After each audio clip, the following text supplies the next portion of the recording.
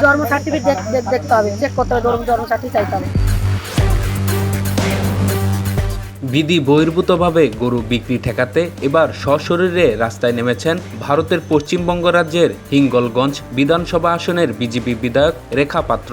উত্তর 24 পরগনার হিঙ্গলগঞ্জের দুলদুলি ফেরিঘাট এবং লেবুখালী এলাকায় একটি গরু বোঝাই ট্রাক আটকে তুমুল শোরগোল ফেলে দিয়েছেন তিনি। তবে শুধু গাড়ি আটকেই নয়, গরুর বার্থ সার্টিফিকেট চেয়ে এবং মুখ্যমন্ত্রীর নাম নিয়ে তার করা এক মন্তব্য ঘিরে ইতিমধ্যে পশ্চিমবঙ্গ রাজ্য রাজনীতিতে হাসির রোল ও তুমুল চর্চা শুরু হয়েছে।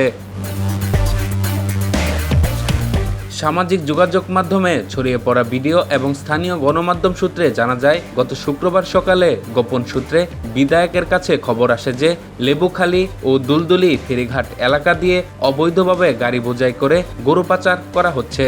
খবর পাওয়া মাত্রই লট বহন নিয়ে ঘটনাস্থলে পৌঁছান বিধায়ক রেখা পাত্র।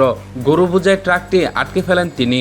ভাইরাল হওয়া ভিডিওতে দেখা গেছে অত্যন্ত উত্তেজিত অবস্থায় ট্রাকে থাকা ব্যক্তিদের জেরা করছেন বিধায়ক। গাড়ি থেকে একে একে গরুগুলোকে নামিয়ে হিঙ্গলগঞ্জ লেবুখালী রাস্তার পাশে একটি বড় গাছের ছায়ায় বাঁধার নির্দেশ দেন তিনি। এখানেই শেষ নয়, উদ্ধার হওয়া পরিশ্রান্ত ও তৃষ্ণার্ত গরুগুলোর জন্য দ্রুত খড় এবং পানির ব্যবস্থা করেন এমএলএ নিজেই।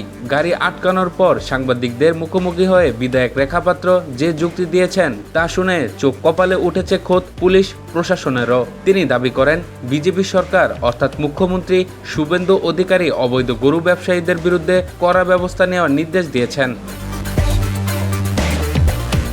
রেখা পাত্র বলেন, গরু গাড়ি আটকালাম কেন? আমাদের সরকার থেকে একটা গাইডলাইন বেঁধে দেওয়া হয়েছে যে 14 বছরের নিচে কোনো গরুকে কাটা যাবে না। কেউ যদি বেআইনিভাবে গরু নিয়ে যায় তাকে সেই মুহূর্তে ধরতে হবে এবং তার কাছে গরুর জন্য বার্থ সার্টিফিকেট দেখতে হবে, চেক করতে হবে। রেখা পাত্র আরও যোগ করেন, জন্ম সার্টিফিকেট চাইতে হবে। জন্ম সার্টিফিকেট দেখাতে পারলে এবং তা যদি 14 বছর নিচে থাকে তবে আইনিভাবে থানায় কেস হবে তার নামে। আর যদি লিগ্যাল হয় অর্থাৎ বয়স 14 বছরের উপরে হয় তবে আমরা সসম্মানে সেই ব্যক্তিকে গরু সহ ছেড়ে দেব। কিন্তু 14 বছর বয়স না হলে আমরা সেই গরুকে আটকাবো এবং কোনোভাবে মালিকের হাতে দেব না, দরকারে গলায় দড়ি খুলে ছেড়ে দেব।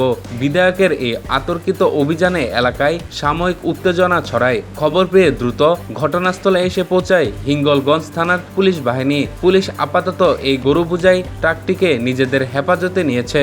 গাড়িটি বৈধ লাইসেন্স ও অন্য কাগজপত্র রয়েছে কিনা এবং গরুগুলোকে ঠিক কোথায় নিয়ে যাওয়া হচ্ছিল তা খতিয়ে দেখতে তদন্ত শুরু করেছে পুলিশ।